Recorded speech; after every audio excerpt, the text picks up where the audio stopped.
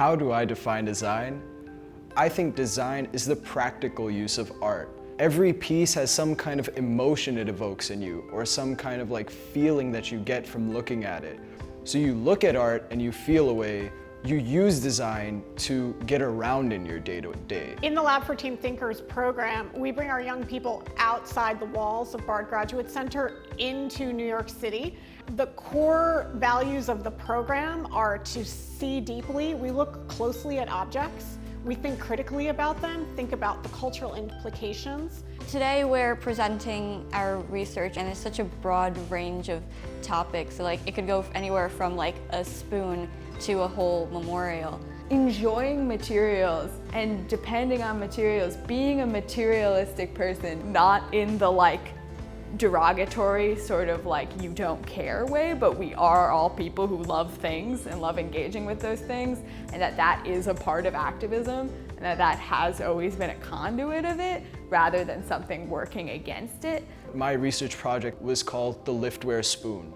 So there's people with Parkinson's out there and people with essential tremors, and they're not able to eat properly just because involuntary actions will occur. So this guy named Anupam Pathak, he developed this spoon that like self-stabilizes. So you can still eat normally and not feel like different if you go out into like a restaurant. When you're designing, it's always responding. Like there is no such thing as a design that's not in response to something.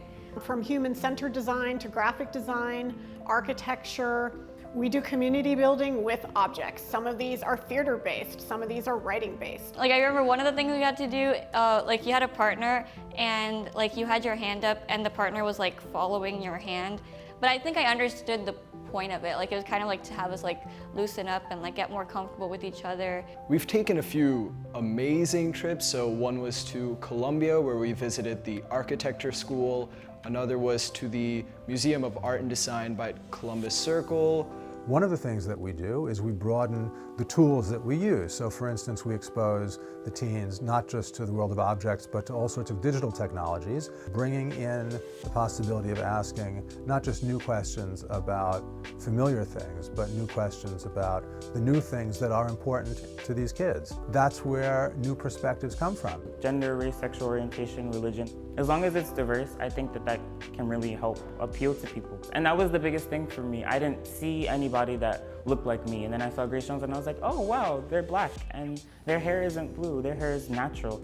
And it was cool because I could see myself.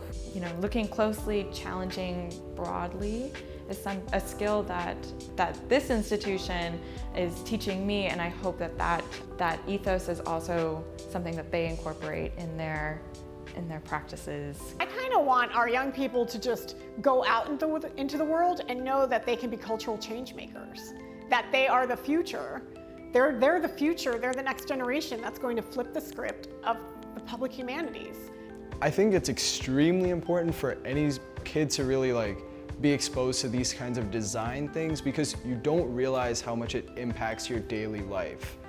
We all need to come together as a community and like make a difference in because like yeah, we have a lot of issues. We can only solve them together.